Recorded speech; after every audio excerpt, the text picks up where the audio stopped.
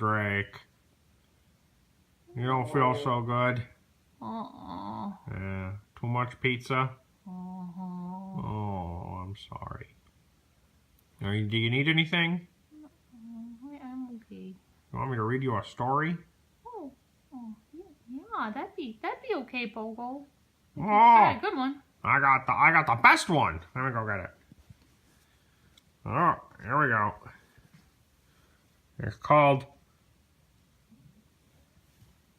Oh, there we go. It's called The Adventures of Goat. Oh, that's a really cute goat. Ah, Amber used to get this book anytime she was sick, and her dad would read it to her. All right. You ready?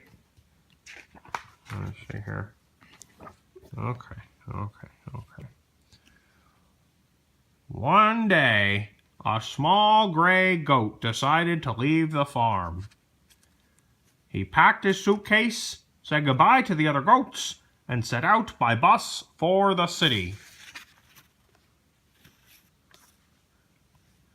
When he got to the city, he moved in with a family. A family that was friendly and kind. They were very fond of small goats, and they were delighted that he had come to live at their house.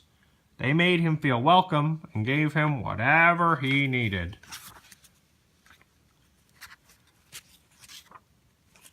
The house was quite big, so Goat, as he preferred to be called, had his own room. In the room there were bunk beds, a dresser, and a small desk where Goat could draw pictures. There were also lots of toys and books, more than Goat had ever seen before.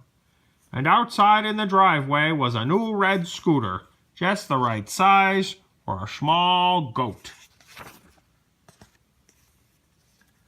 There were many boys and girls in Goat's neighborhood. You can imagine how happy they were to have a small goat to play with, especially one as quick and clever as Goat. All the children liked him, and it wasn't long before everyone was his friend.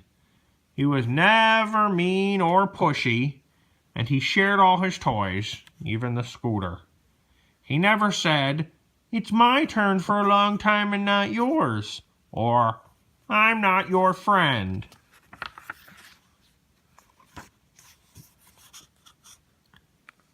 Every day, except Saturday and Sunday, of course, the children went to school. At school, they learned to read and write, and they played games in the schoolyard. They all wished that Goat could come to school, too. But the teacher said, "No, I am very sorry. Goat cannot come to school." She reminded the children of the sign in front of the school that said, "This school is for boys and girls. No goats allowed."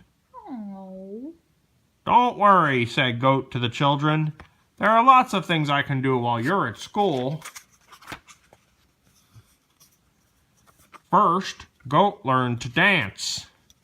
He was exceptionally graceful for a goat, and his dancing teacher was quite pleased with him. He always kept time with the music, and he was particularly good at jumping. He also learned to play soccer.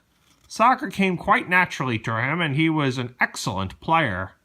The coach had never seen anyone who could bounce the ball off his head as well as Goat could. Then, because he loved to look at books, Goat joined the library. But he quickly realized that he was missing a lot because he did not know how to read. Looking at the pictures was fun, but the words were what really told the story. "What I need now," he said, "is a school teacher to teach me how to read."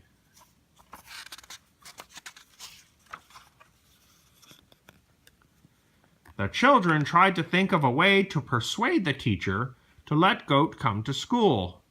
If she could see how steady and smart he was about learning a new thing, she might change her mind. If Goat could learn to play soccer and to dance, he could certainly learn to read. They invited Goat to join their soccer team for the final match with another school, and they asked the teacher to come to the game.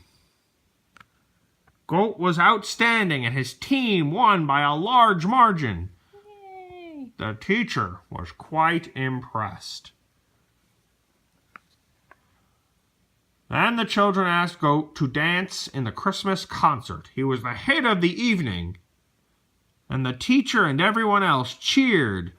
And when he finished his piece,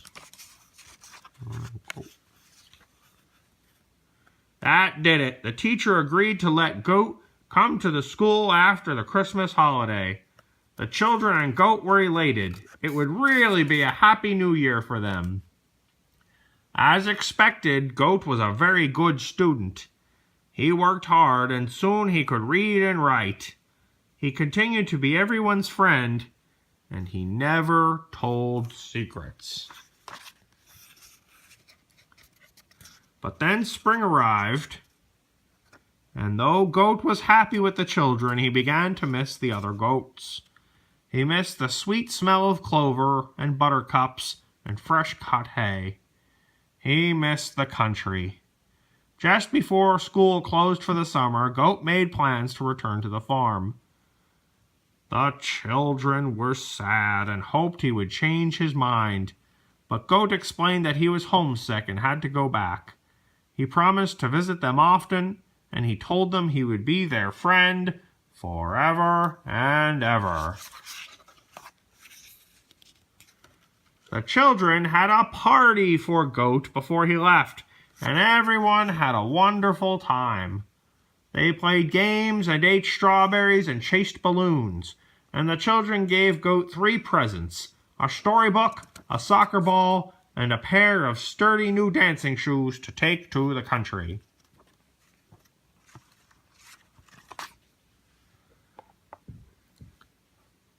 Goat still thinks about his happy days with the children, and he enjoys his visits to the city when they can all be together again.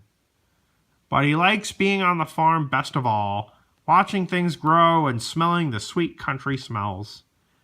He is also very busy teaching the other goats how to dance, how to play soccer, and how to read. The end. Oh, gosh, Pogo, that is a good story. Yeah, I'm glad you liked it. Well, why don't you just rest now, and hopefully your tummy will feel better in a little while.